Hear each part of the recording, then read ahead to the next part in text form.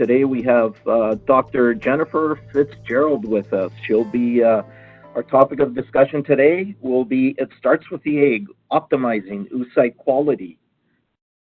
Dr. Jennifer is going to start on focusing on strategies to improve oocyte quality prior to natural conception. Dr. Fitzgerald is a co-founder of Conceive Health along with Dr. Tracy Malone, which is one of the only naturopathic clinics in Canada situated within a full-service fertility center. Dr. Fitzgerald has been in practice for 15 years. She's been a graduate of Canadian College of Naturopathic Medicine and is a licensed naturopathic doctor with the College of Naturopaths of Ontario. She is a member of the Ontario Association of Naturopathic Doctors, a member of the Canadian Association of Naturopathic Doctors, and a member of the Canadian Fertility and Andrology Society. So we welcome you, Dr. Fitzgerald. I'm going to shift the mic over to you. Great. Thank you so much, and thanks everybody for joining me today. It still feels a little bit strange, I must say, to talk to a computer and not a room full of people, so bear with me if I am sounding a little off. Okay, so as Ben told you, we're going to talk about egg quality today. So my experience has been working in an IVF clinic or fertility clinic for the last 10 years or so. Before that, I was in private practice, and I was also focusing on women's health and fertility. So really, my patients now are more complicated patients. Most of them have had some type of fertility treatment before they've seen me. So I'm going to focus on my experience in the clinic and some of the treatments that we're utilizing in that setting. So just a quick review here. I'm going to go over quickly the primordial oocyte development and just how we can and where we can influence that. We're going to talk about the various factors that affect egg quality. We're going to focus a lot on mitochondrial function and their effect on egg quality. And of course, we'll talk about mitochondrial nutrients and antioxidants that affect egg quality. Okay, so I'm going to start with some basics here. So as most of us are aware, fertility in our females peaks at age 25. And by age 30, we're already starting to see that decline. It declines by about 50% between age 30 and 35. So at 35, we expect roughly about 50% of our oocytes to be quote-unquote good quality. Between 35 and 40, we're going to see another 50% drop-off. And by the time we're in our early 40s, really we only have about 2% of our eggs that are going to be of that quote-unquote good quality. So eggs take about 100 days to mature. So that means that they're not all at the same stage of maturation at the same time. So they're not necessarily going to be all the same quality at the same time. So we want to influence during their stage of maturation all of the various factors that are going to influence their development in order to create the best quality oocyte. So some of the things that we know egg quality depends on are, of course, age and also nutritional status, environmental exposures, things like stress and the HPA access contribution, as well as some genetic variables.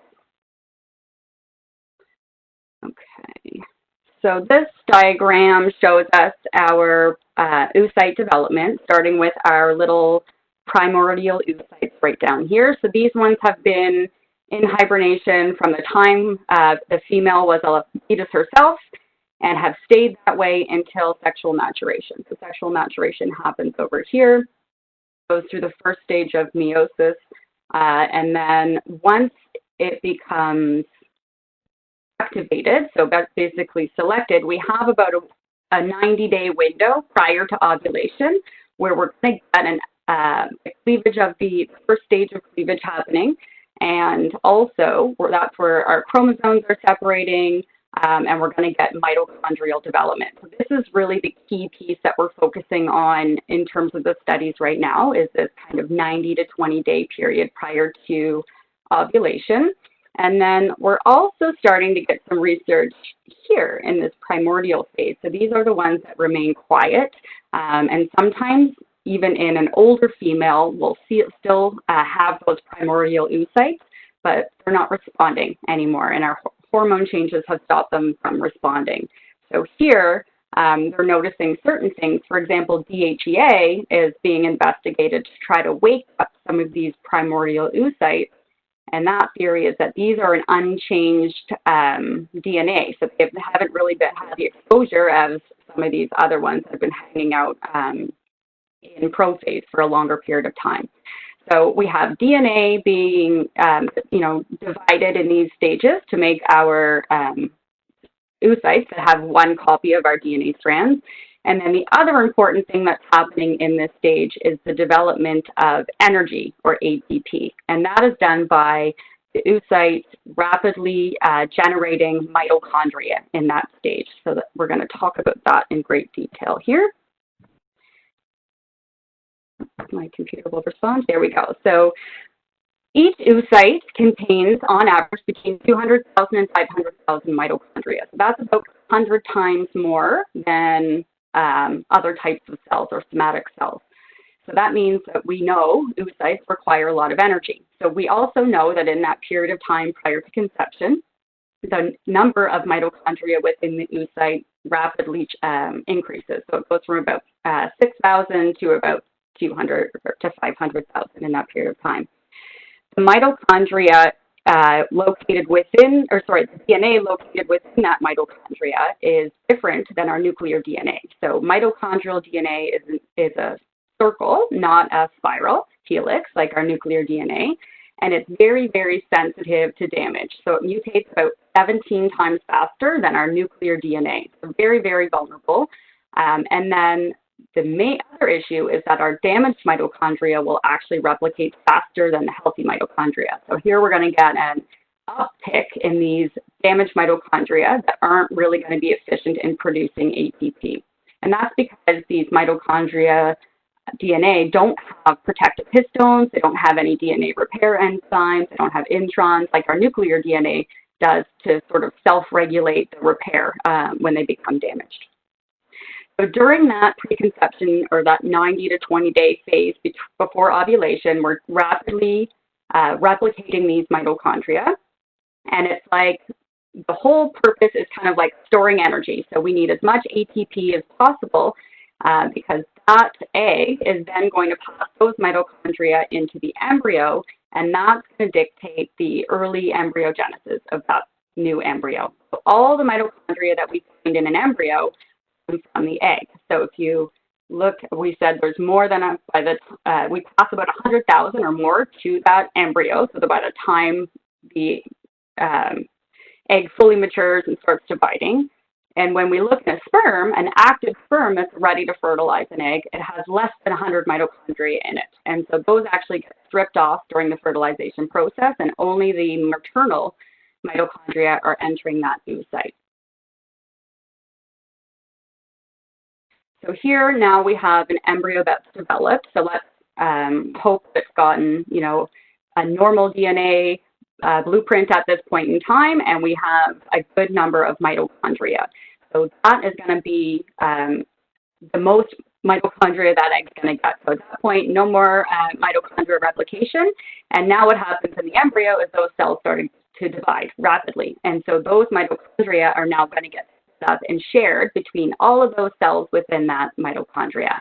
And if you can see on this little diagram here and here, that continues until we're about 6 days post conception or fertilization. So right around the time when implantation is going to be happening, right? So that means that once it's implanted, the fetal genome kicks in, we're access to the maternal blood supply at this point in time, and now we're getting food supply and mitochondriogenesis within the embryo from that blueprint that's been provided, and not reliant now on that mitochondrial energy that was provided from the oocyte. So that's the kind of critical time period we're looking at. So in the preconception phase, we need to bank enough of that ATP in order to continue process in terms of embryogenesis and getting to that implantation stage. And then we can see down here when we don't have enough mitochondria, well, that's where we see that drop off of embryos. And typically we're seeing that between day 3 and day 5 in an embryology lab. And then in terms of implantation failure, so they put in that, day 5 embryo and it doesn't take, And even sometimes we can get implantation happening. So you can see in here it does start to go up, but it just doesn't have enough gas in the tank to get through the next phase, and it ends up kind of fizzling out. Okay. So as we age, we know that there's multiple changes in terms of our mitochondrial DNA. So this diagram here, this was actually a study that was done at our fertility clinic in Toronto, and these are showing oocytes from mice. So these are the equivalent of a young, say, 20-year-old female and the equivalent of, say, an older 40-year-old female. And they stained the egg to look at the mitochondria. So we can see on the young oocyte, it's, it's lit up like a light bright. There's lights everywhere. Those mitochondria are turned on and they're producing ATP and functional. And in the older oocyte, we can definitely see that a lot of those lights are turned out and those mitochondria just aren't as active anymore. So we're getting decreased efficiency in the electron transport chain, so that means less production of ATP. That's going to cause increase in oxidative stress. We're going to get damage to those cellular proteins, lipids, and DNA, and it's going to cause cell death. And so we're going to see those eggs dying off faster or not making it to the next stage.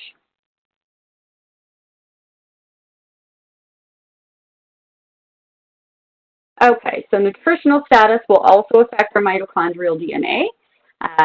So whereas age we can't necessarily change, we can just kind of try to arm wrestle, we can have a lot of effect on our nutritional status. So here we're looking at things like deficiencies and excesses. We're going to talk a lot about the various nutrients we want to consider for mitochondrial function. In terms of special populations of patients maybe that have GI issues, malabsorption syndrome, celiac disease, ileostomies, we're looking at, very specialized types of nutrients that those particular patients might require. They might require IV nutrients or special types of diets that have to be considered in a fertility plan. Vegetarianism, veganism, keto, fasting, I hear it all in my practice. I think all diets can be good if they're done correctly. It's just that they're not always done correctly. So in terms of my vegetarians and vegans, I'm usually looking for protein content, making sure they're hitting minimum requirements. If you think about how much DNA, so in terms of even the mitochondrial DNA in an oocyte, it makes up about half of the DNA in the overall cell, so just as much as in the nuclear DNA. So protein, our amino acids, our building blocks, we need to make sure we have adequate dietary protein. So measuring that protein content in our vegetarians and vegans is important. There's some evidence that ketogenic diets might increase mitochondrial function. I'd say that's somewhat controversial at this stage. I'm seeing mixed reviews. I'm sort of uncomfortable with ketogenic diets surrounding pregnancy right now. And sorry if you're losing my audio. I'm hearing just that it's bouncing back and forth. So if you have questions or if you can't hear what I'm saying, please type them into the question window that we have over in the corner of the screen. Intermittent fasting is another one that we are getting a lot of research on right now in its ability to upregulate mitochondrial biogenesis and function. So that's an interesting one, especially for patients that might need to lose a little bit of weight. Obesity, so we know that obesity in general changes the morphology of our mitochondria. It increases oxidative stress. It seems to alter the number of mitochondria per cell, so we see an unequal distribution. So we might have, some cells with very low mitochondrial numbers and others that aren't so bad. Low BMI having effects as well, or low adipose tissue is another consideration. So we need those essential building blocks and the essential nutrients for mitochondrial function, as well as other oocyte quality concerns. And so ultimately, we're trying to avoid damage to our mitochondrial function. So screening our patients for nutrients, questioning what types of diets that they're on, making sure they're getting the basics and macronutrients, not too much in terms of, say, carbohydrates and sugars and insulin, which we're going to talk about next, is the key on this one here. So in terms of exercise, we know that all exercise, anything that increases lean muscle, is going to improve mitochondrial function. Again, a lot of research happening on HIIT exercises right now, so high intensity interval training. So, for example, there was about a 69% increase in mitochondrial capacity in older adults when they did that, when they did the HIIT training. So that was interesting. I think that was over a 12-week period of time. So insulin resistance is a major thing that I see in my practice. So I wanted to make a slide specifically on this. So I'm screening patients generally with HOMA-IR, which is the fasting insulin, fasting glucose, and you run it through the calculation. Some clinicians prefer to use the oral glucose tolerance test. I'm looking for this in women with PCOS, without PCOS, with PCO, with none of the above. I probably see in at least 50% of the patients that come to my office, which is kind of crazy. However, it does make sense that insulin resistance impairs mitochondrial function. So I want to talk about metformin. So as we know, metformin is a drug that is loved to be prescribed for PCOS. And they actually even did a study on insulin-resistant women without PCOS. And they found that they had some positive changes as well in terms of the mitochondrial function and insulin resistance. However, that doesn't mean we should be using metformin in fertility patients necessarily.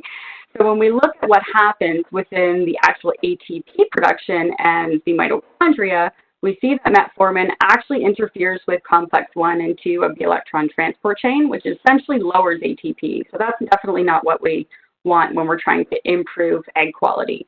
So when we compare that with something, like inositol, when we don't necessarily see that same type of effect, it makes sense that we might consider that, or dietary measures, even better. So moving on then to environmental exposures. So we know that there's multiple toxins that we're exposed to in the run of a day. Over 800 chemicals daily is what the estimation is. Most of them are endocrine disruptors. So we think about things like BPA and phthalates, dioxins, polycyclic aromatic hydrocarbons, heavy metals, pesticides, social toxins, cigarette smoke, medications. I'm going to focus on in a second here. So the picture diagram here that I've represented is showing us epigenetic imprint of what these types of chemicals to do. So this is an example of the polycyclic aromatic hydrocarbons. So this woman is smoking. We can see her at the first generation. It's showing, she's pregnant right now, so the fetus is being affected. And then we see that, say this is a female baby, she's got reproductive cells in there. So those primordial oocytes that are developed by the time she was 11 weeks of gestation, and that's being affected as well. So we do see those cross-generational effects, and it's permanent. It's not reversible. So even exposing mice to polycyclic aromatic hydrocarbons during preconception or during lactation, we still saw the effect in those F1 and F2 generations.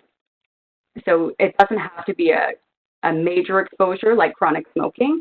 It can be a very short-term exposure and still have effects on that. So the interesting thing about the mouse study is that we actually reversed, or they did reverse the effect with resveratrol. So resveratrol is one of the only compounds that we know that can actually reverse that damage to the DNA from those hydrocarbons. Things like medications. We know lots of epigenetic influences of certain medications like SSRIs. What about fertility medications, since we're talking about egg quality here? So there was an animal model study that was done with rodents that showed that the antioxidant, or the oxidative stress marker, hydroxy deoxyguanosine, I want to say that properly, increased after the trigger shot during an IVF cycle. So the trigger shots can be used in timed intercourse cycles sometimes, IUI cycles, IVF cycles, and about 9 hours after that trigger shot, there was an increase in oxidative stress markers. So that's still the period of time prior to fertilization where that oocyte is still really vulnerable to oxidative stress. So just kind of an example of showing how, even fertility treatments and what they're doing during that process are going to have detrimental effects. So even more important for preconception care to prevent stuff like that from happening. In terms of, toxic load, this last point here, the 200 toxic elements found in cord blood, I always like to use that as an example just in terms of how much we're passing on. So, for example, we already mentioned the dioxins, the hydrocarbons. Those are lipid-soluble chemicals. Those remain in our fat tissue, and they're very, very difficult to clear. They have very, very long half-life. So in men, for example, they say that, men would never be able to clear all of them from their fat stores because the half-life of them is so long. However, women turn over their fat stores during what? During lactation, during breastfeeding. So we turn over our fat stores after about 3 months of breastfeeding. So all of those lipid-soluble chemicals that we're accumulating over our lifetimes are kind of being now transmitted into fetuses. Back up, we still see that in before they're even breastfed. So when we test cord blood, so babies that have never even sort of breathed a breath of fresh air, we can find up to 200 toxic elements in that cord blood. So in this particular study that was done by the Environmental Working Group, they looked at about 10 different families, basically, and cord blood, and they were kind of all over the U.S., and they were looking at about 260 different chemicals, and in every single baby that was tested, there was at least 200 elements that were found. For, over 180 of them are carcinogenic, toxic, they're all toxic. So just to show how, their starting point. So trying to educate about exposures, reduction education, trying to eliminate all of these things and detoxify well before trying to conceive would be the ultimate answer here. And, depending on where that woman is, we might not actually have that time. And in those cases, we tend to just kind of leave it alone and hope instead of trying to aggravate it. Okay. Computer's slow here. It might be the connection. I hope everybody can still hear me okay. So moving on to genetic factors. So in terms of genetic factors, this is a really up-and-coming area in the fertility world. We're looking at, we've always looked at what we call the unmodifiable risk factors in terms of fertility, in terms of, we know about PGS testing and those types of things in terms of counting the number of chromosomes and karyotyping in the female and male partner to make sure that their numbers of chromosomes are normal in the right place. Now I'm going to talk about what we call the modifiable genetic factors. So we're thinking, epigenetic influence. We're talking about SNPs, so single nucleotide polymorphisms. So these are genes that are carried on our DNA strands that we have the ability to influence, either through diet, through lifestyle, through other types of factors. So there's a whole host of them going on right now and being looked at. But right now, the main thing is that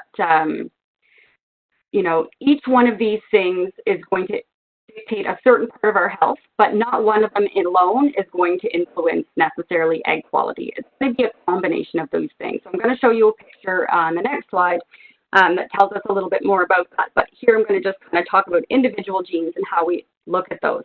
So in order to look at SNPs, we're talking about a genetic test. Typically, these are done through specialized labs here in Canada, so DNA labs, 23andMe, Pure Genomics, those types of tests. And they're all going to test different SNPs, but in general, they're all going to kind of look at the same thing. We're looking at detoxification and methylation and nutrients, immune status, those types of things. So the BCN1 gene, that's the gene that regulates beta-carotene to vitamin A conversion. We have the nitric oxide gene, arginine, I always think.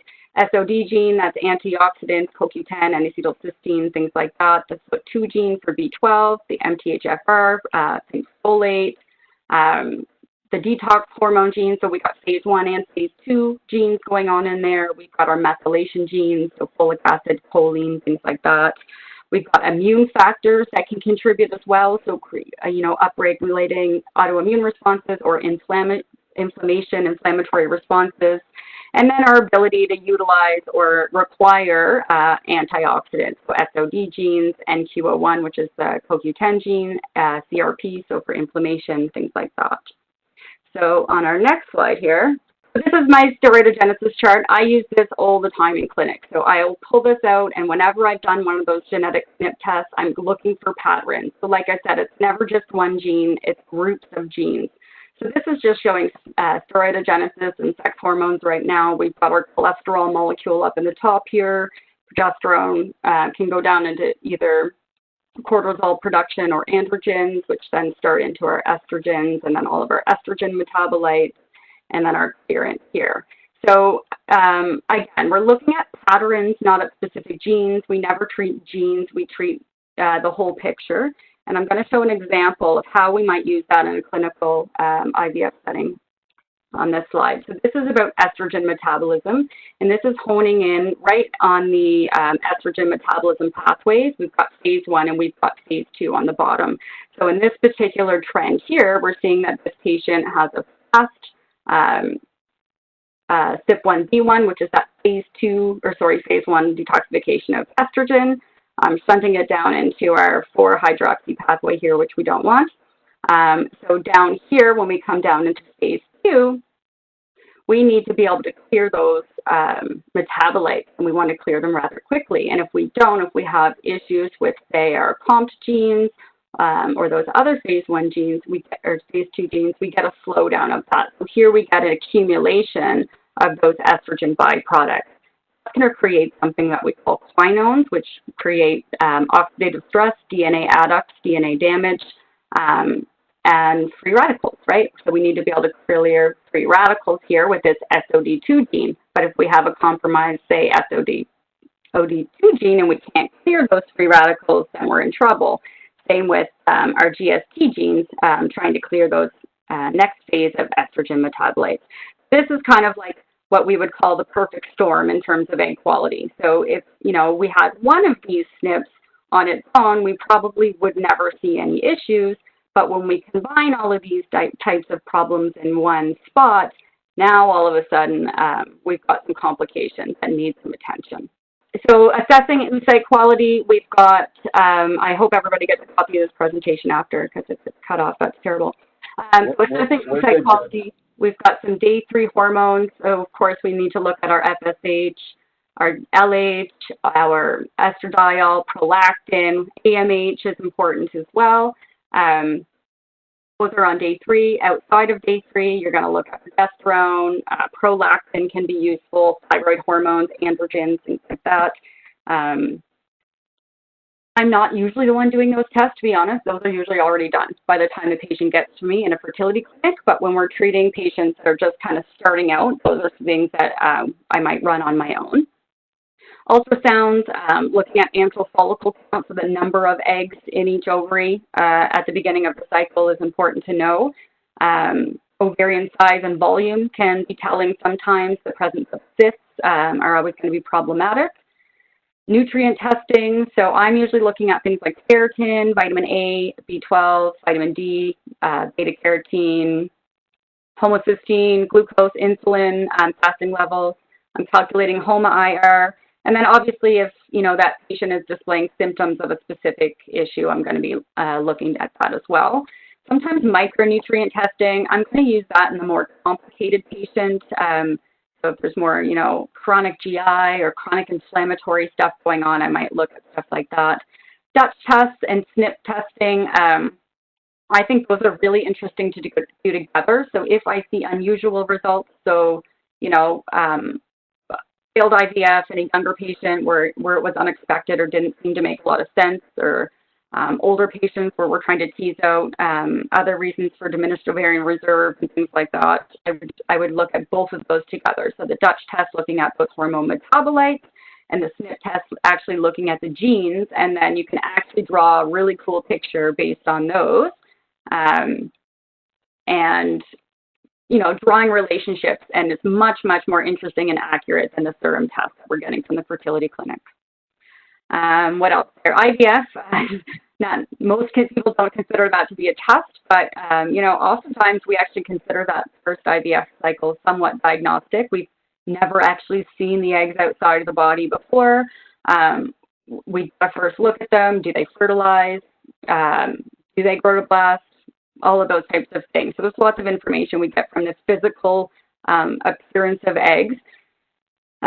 We can't tell everything from them, obviously. There's some new technology being developed, and AI platform right now where they actually take a picture of an egg once it's retrieved, and they have these, I don't know, calculations that they're doing, and they can actually predict if that egg would be fertilized, or, you know, the probability of if that egg would be fertilizable or not. And then they kind of can say, you know, if you want to freeze your eggs, you should freeze, say, this many so that you're guaranteed, I don't know, X number of children if you were doing an egg freezing scenario, which is kind of interesting. And then other would be, I don't know, so, you know, maybe it's allergy testing if your patient has symptoms of that or something like that. Autoimmune testing if you think it's necessary, depending on their symptoms. We'd always go based on the case on that particular one. I saw a question pop up about AMH. I'll go through the questions at the end. I will surely leave time for a few questions, but AMH, I do generally check that, mostly I would say in women over 35, but I do generally check it in everybody at some point in time. High AMH is going to tell me if they have PCOS, if it's not obviously apparent, or PCO. Unexpected low AMH in a young woman is a reason of concern and for more investigation and for prompter treatment if it's warranted. There's also seasonal variability in AMH, and as a person that does preconception, we can see sometimes nutrient changes affecting AMH levels. So for example, low vitamin D, correcting that, we can sometimes see an increase in that AMH. So it's worth checking just to get that baseline and knowing what you're dealing with. And then it's also a gauge for, say, if it's checked again a year later, how fast is it declining, and do we actually have to get nervous and recommend treatment at that point in time?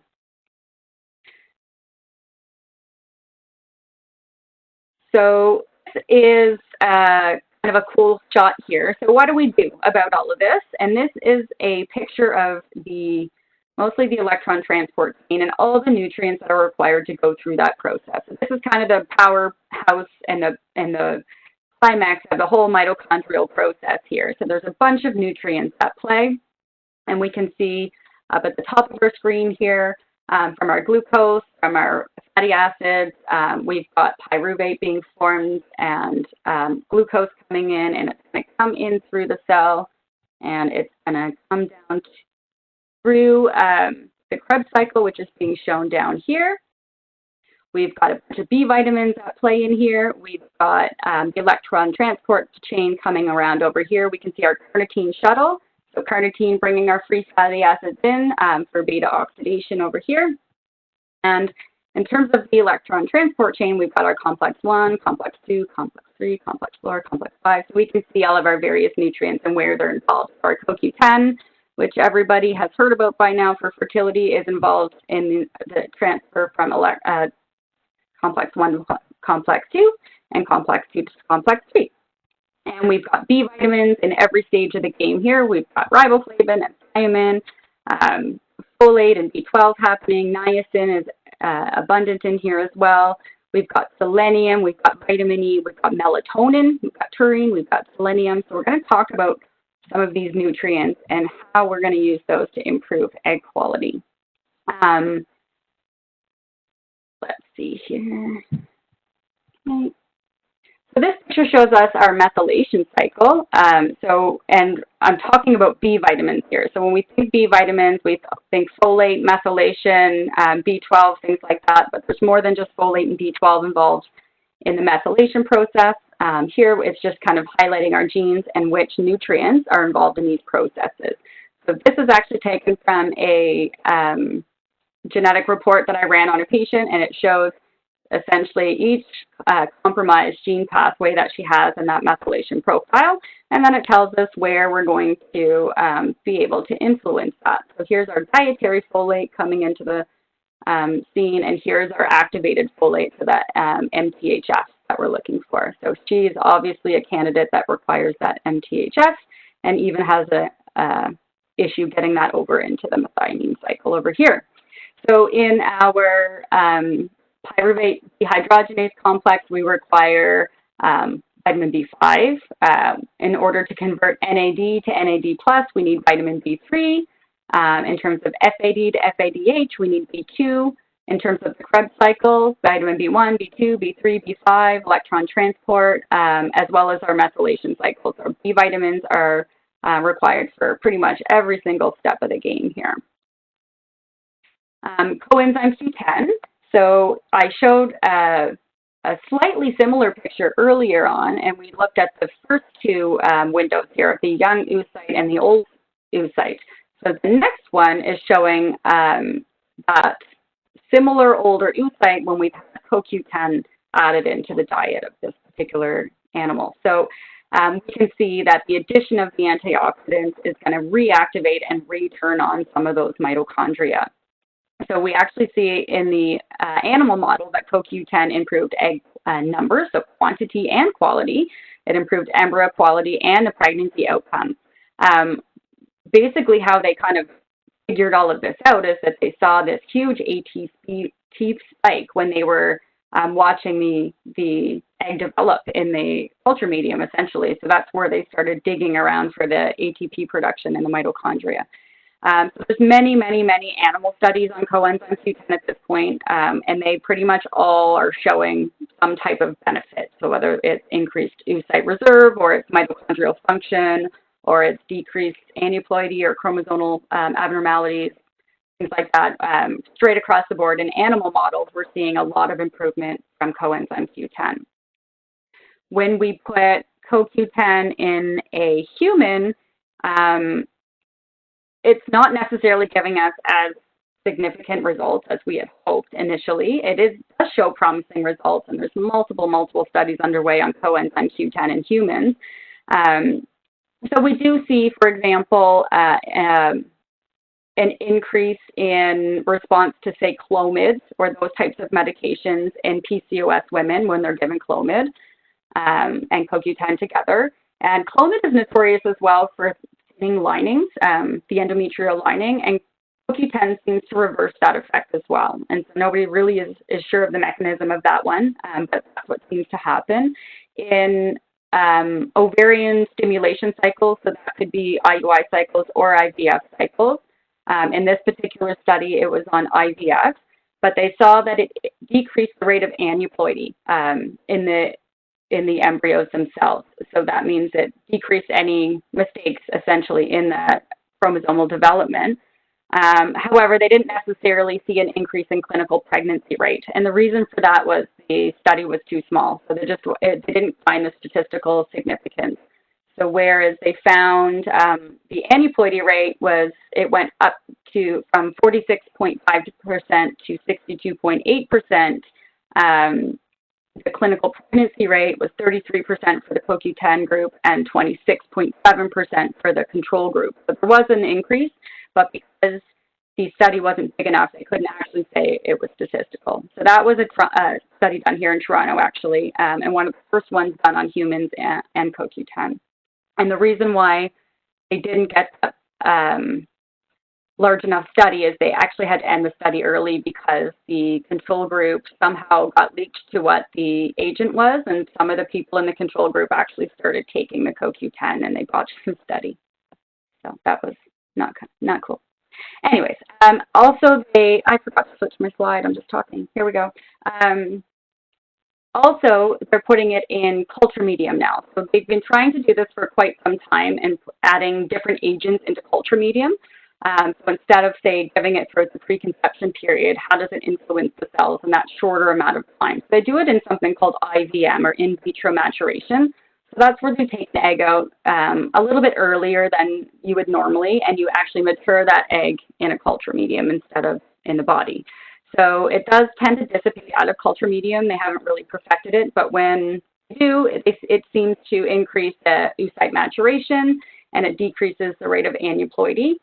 And also, it seemed to reverse effects of endometriosis. So the effects of endometriosis were that it created nuclear changes in the DNA, and the CoQ10 reversed that when it was added to the culture media. So not given to the human, but put into the culture media. That was in animal models only. There's also the whole ubiquinone conundrum. I like to talk about that just briefly. I get asked this question all the time. Most of the studies are done on ubiquinone in fertility. So as a result, that's typically what we've been using clinically, because the medical doctors really understand that, and they can read the studies and they can feel confident about it. when you look at what happens with CoQ10 during its absorption, so it kind of flips back and forth several times between ubiquinone and ubiquinol in terms of where it's crossing and say, through the GI, through the small intestine, through the cells, through the mitochondrial membrane. It is flipping kind of back and forth. So I think it depends is the answer, whether we should be using ubiquinol or ubiquinone. I talk about genetics a lot, and I will say, I'll usually say I don't know what the best prenatal is unless I know your genetics, because it could be different for everybody. But for example, if somebody has a slow NQO1 gene, then that type of person would definitely want to be on ubiquinol, versus if it was normal, then it probably wouldn't matter so much, right? So that's probably where we see some of the variation in effects and why some people might not respond as well as others. PQQ is kind of a new kid on the block in the IVF world. So this one is kind of a synergistic nutrient with CoQ10. It is vital for mitochondrial synthesis and function. It's one of the only things that we know that can actually regenerate new mitochondria. That's a supplement. So it's a strong, continuously cycling antioxidant. It has about 200 redox reactions, 200,000 redox reactions, and vitamin C has like 4 or something like that, like the major difference. So it spontaneously regenerates new mitochondria. It activates AMPK, which is that kind of like master regulator of ATP production. So it helps, whereas CoQ10 is really like, kind of putting the gas in the tank. PQQ is kind of like fixing the engine, right? So it's kind of repairing and regenerating, whereas CoQ10 is kind of, speeding along that ATP process. So we have added PQQ to culture medium. Again, in animal models, there's not much data or any data really on human trials right now. So when they added it to culture medium, they saw a 0% degeneration rate in the oocyte versus a 30% in the control. And in those ones that went on to fertilization, there was a 50% reduction in the meiotic spindle development. So it did show an improvement in terms of the overall genetics of the cell. Another animal study that was done in 2018, they added it to murine oocytes, and basically they didn't see an increase in ATP, they didn't see an increase in the number of embryos in the culture medium or anything like that, but they did see an increased number, like improved hatching, so kind of busting out of blastocysts in the aging female. So sometimes in an IVF lab, they'll do assisted hatching in those types of cells, so that's a good thing. And also, there was an increase in mitochondrial energy when it was at the 2-cell embryo stage.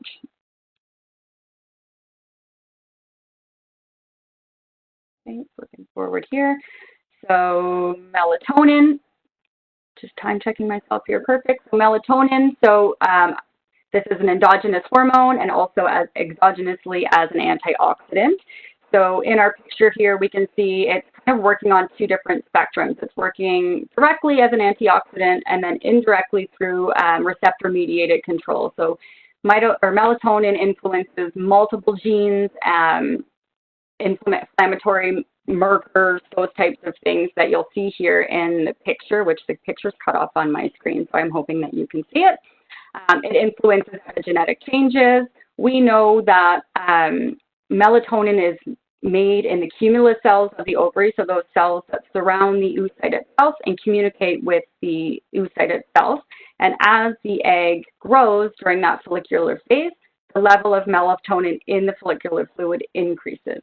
So that's thought to be kind of a protective mechanism surrounding the protection of the oocyte from oxidative stress surrounding ovulation. So ovulation itself creates a bit of oxidative stress, and the melatonin helps to protect that. Melatonin also is one of the things that triggers the implantation window to start to develop. So when the egg ruptures and the follicular fluid is released, the melatonin signals the implantation window to start. So we know that when we add melatonin in IVF cycles, we get an increase in egg and embryo quality, an increase in fertilization rate and pregnancy rate. So you can see the stats there. And we also know that it decreases our oxidative stress markers. So we mentioned the 8-hydroxy-D-guanosine, SOD activity, things like that earlier. So we know that in giving anywhere, dosage of melatonin didn't seem to matter too much between 6 milligrams and 3 milligrams. So I usually steer on the lower end of the dosage unless it doesn't work for that female. But we did see improved levels of melatonin in the follicular fluid from supplementation, so not just from the cumulus cell internal development, which improves oxidative balance, egg quality, and increased the pregnancy rate and the number of live births. So L-carnitine, my picture is not being displayed. I don't know why that's happening. I will send everybody a copy of this picture so that you can see it. But basically, this is just kind of showing us where L-carnitine works within the ovary. So it's showing that we get it from both diet and supplements, or we get it from lysine methylation within the kidney. It's taken in through its carnitine shuttle, right? So it transports our long-chain fatty acids through the mitochondrial wall and brings them in to create ATP through beta oxidation. It helps to maintain our acetyl-CoA ratio, so in terms of direct upregulation of ATP production. And it also has an antioxidant effect by vitamin E sparing. So it helps it maintain higher levels of vitamin E within the oocyte. So there's lots of research on specifically vitamin E and supporting the membrane of the oocyte and the oxidative stress. So it actually can reduce oxidative stress or the production of oxidative stress and act as an antioxidant. So it's kind of a double-edged role for oxidative stress. And it can affect egg quality by its anti-apoptotic effects as well. So that means that you get less cell death, essentially, and more oocyte maturation. So less eggs are kind of dying off as a result. From an indirect effect on egg quality, we see L-carnitine and acetyl L-carnitine affecting things like PCOS and endometriosis, for example, so decreasing inflammatory mediators in endometriosis, which then in turn will improve egg quality by not exposing those particular oocytes to that inflammatory environment. And in terms of PCOS, we see it improving insulin levels, we see it lowering androgens, luteinizing hormone, those types of things. And so we're getting that indirect effect on the PCOS patients that way. L-carnitine also seems to improve response to fertility medications, similar to CoQ10. So both Clomid and gonadotropin, so things like Gonalef, Menopur, those injectable medications. We saw a 64% improved follicular growth. We saw improved endometrial thickness, and also a 20% improvement in positive pregnancy results.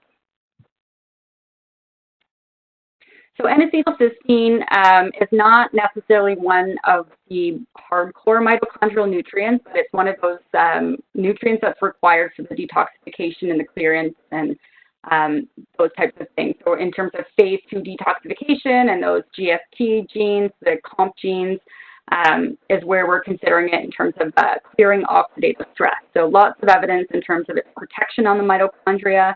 Many papers looking at its ability to detoxify us from harmful substances, and that's due to its effects on phase 2 detoxification, organophosphates, BPA. We know that it's used in, for example, acetaminophen, toxicity, and things like that, so, helpful for liver hepatocyte detoxification and things like that as well. So when we use it as an antioxidant, we see improvements in follicular fluid homocysteine rate, right? So it's helping to clear homocysteine from that methylation pathway if it's not pulled out of there at the end of that pathway. And also it's going to, in PCOS patients, because it has an effect on insulin resistance and the other pathways in PCOS, it's going to show us an improvement in egg quality from that perspective as well. Okay, vitamin D. So I bring up vitamin D because this is the most common nutrient deficiency that I personally see in my practice. So about 80% of I test everybody, and about 80% come back deficient. So we know that it's related to pretty much every aspect of infertility, whether it's endometriosis or fibroids or PCOS, diminished ovarian reserve, gestational diabetes, even microbiome, they're saying is associated now. When we add vitamin D to oocytes, so if we actually bathe oocytes in vitamin D, we see them upregulate estrogen, progesterone, insulin-like growth factor, and it influences specific SNPs, so the androgen regulating genes, essentially. So the genes that, say, take DHEA to testosterone and testosterone into estrogen, for example. So regulating those types of genes in PCOS patients is where that's been identified.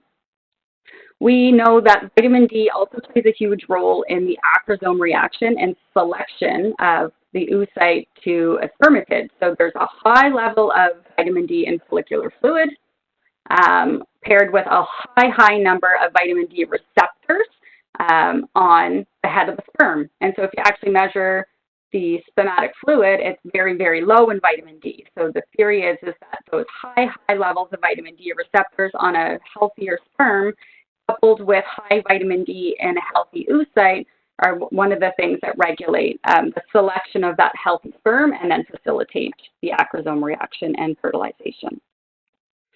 So we know that vitamin D influences things like AMH expression.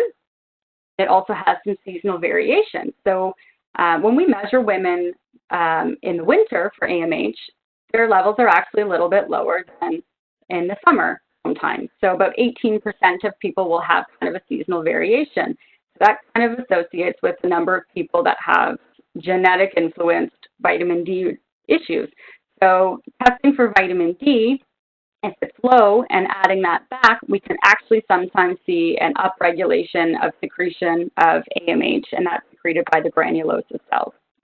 And so when we supplemented vitamin D to those women that saw that seasonal variation, that actually reversed the seasonal variation of AMH. When we use vitamin D surrounding IVF cycles, we know that having sufficient levels of vitamin D increase the quality of the embryos, the transfer number, the implantation rate, pregnancy rate, all of that improves.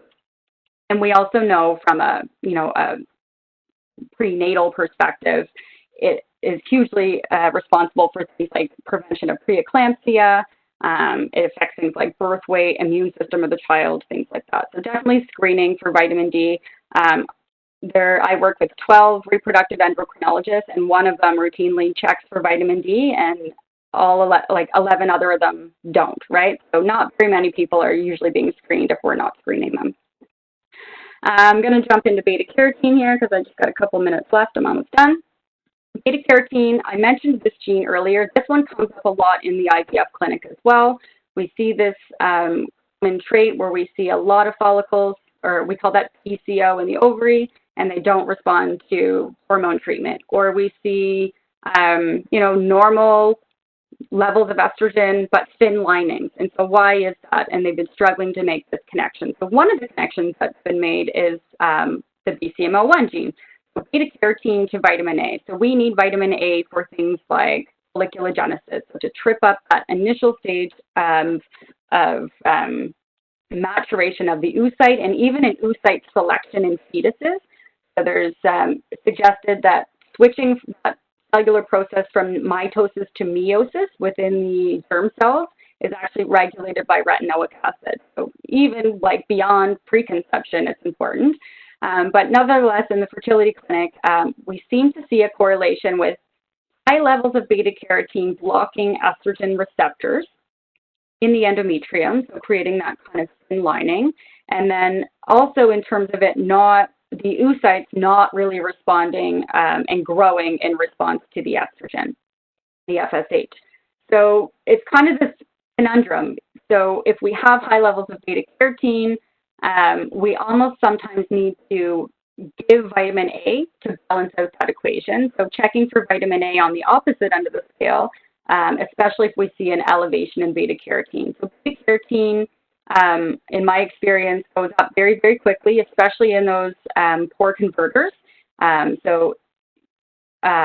know, I don't usually see things like, you know, yellowing of the skin or the sclera or anything like that in these patients. It's just a quick measure on serum. And usually if we check that gene, we do see you know, a homozygous BCM01 or heterozygous BCM01 to have that suboptimal version of that.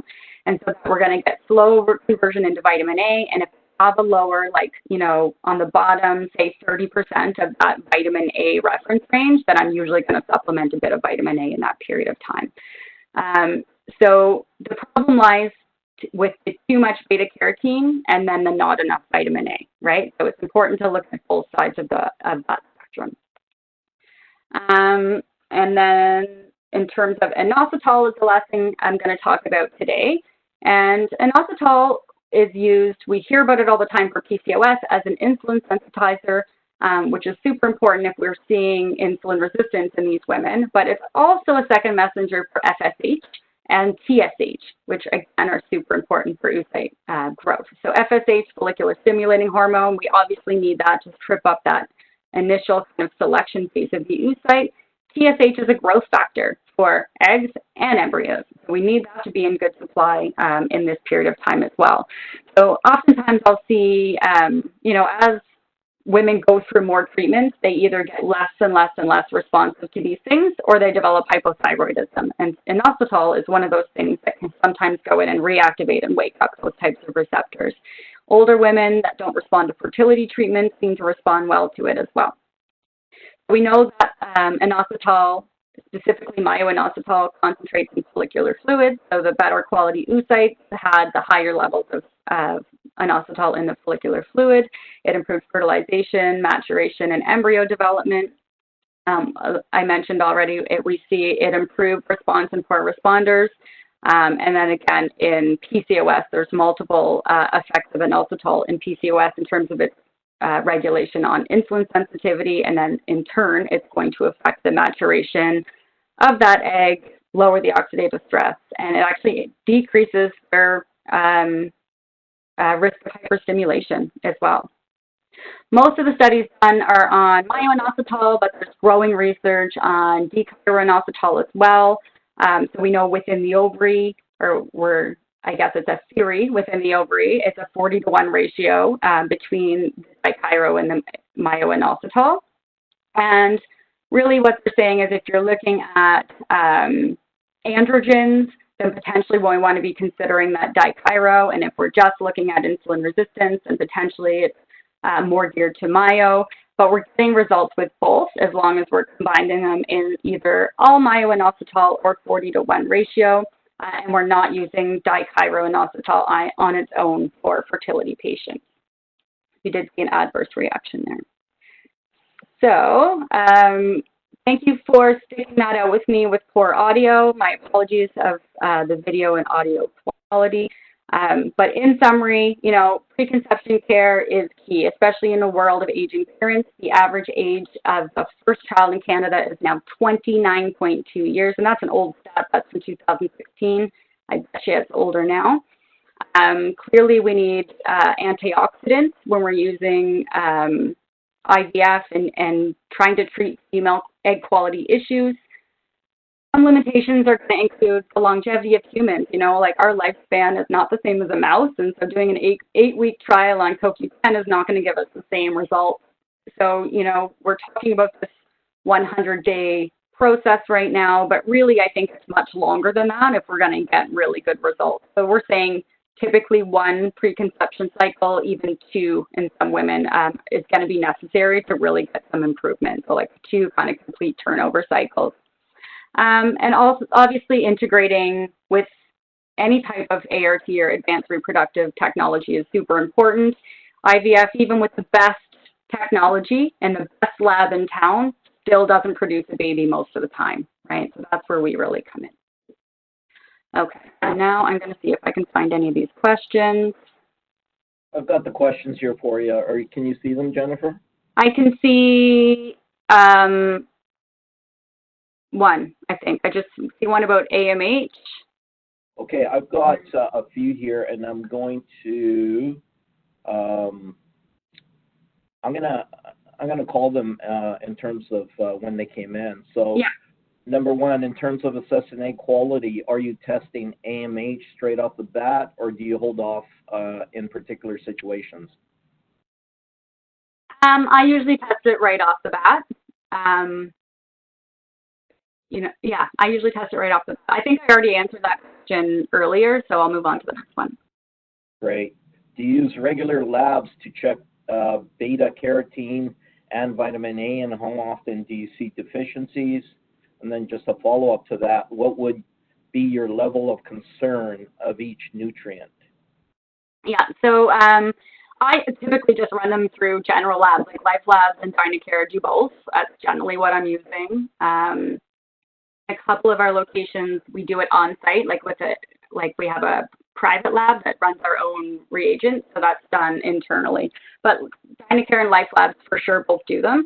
So just follow the reference range for beta carotene. You don't want to be over the reference range. So as long as it's in the reference range, I'm generally not calling any attention to it, unless if the like chronic thin lining patient, for example, if they had like the carotene that was like the cutoff like 3.7. So if it's say 3.7, high end of that range, I'm probably going to start lowering that.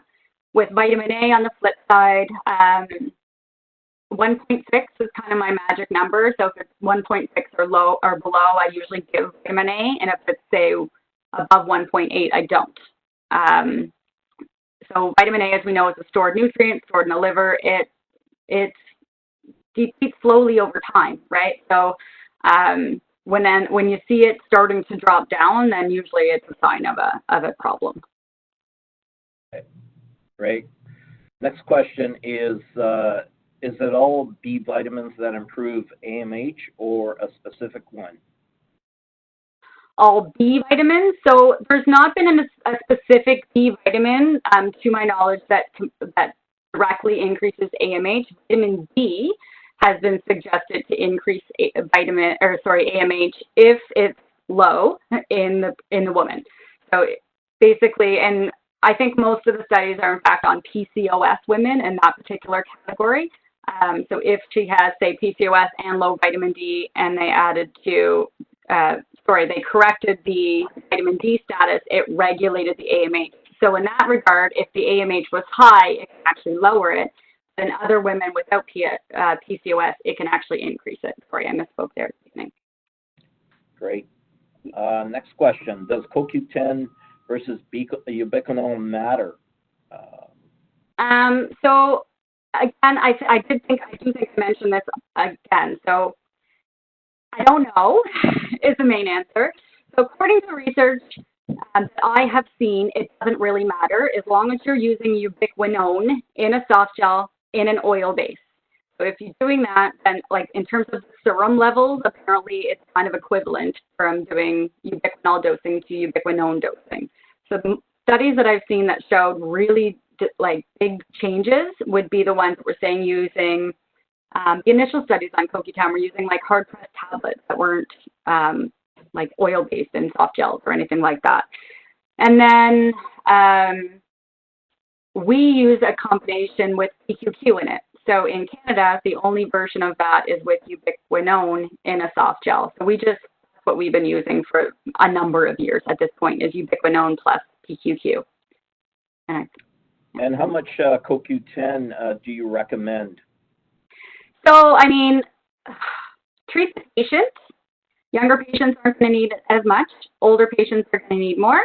I think on average, we're using about 600 milligrams in the clinical setting. In a younger woman, I'm probably going to use 300 or 400. In older women, I might use 800 to 1,000. Over 40 would be 800? Possibly. Yeah. Yeah. And also, what brand do you use? Well, of course, I use Bioclinic Naturals. PQQ10 is the CoQ10 that we carry in our clinic. It's the PQQ It has 20 milligrams of PQQ and 200 milligrams of CoQ10. That's an actual question. That as well. Yeah. Yes, and natural factors make that as well. Yeah. You spoke a lot about genetic S&Ps can help guide your treatment plan. If a patient gets their raw data from 23andMe, which program do you use to plug the data in to determine how these relevant genes are functioning? Mm-hmm. So I've used multiple genetic companies in the last few years. So the industry is evolving. So for example, the company I used initially doesn't even exist anymore. So right now, I'm generally using 23andMe data with their genomics, or I'm using DNA Labs, which is through AOR now. Yeah. Next question. Of all the supplements you talked about today, which do you continue or must stop once there is a confirmed pregnancy?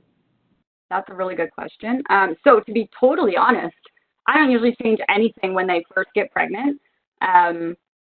I usually leave everybody on everything, unless I'm trying to think if there's any examples in there that I would pull them off on. So usually I'll lower their CoQ10 dosage to about 200 milligrams a day. So I'll, like in terms of the PQQ10, I'd go down to 1 a day.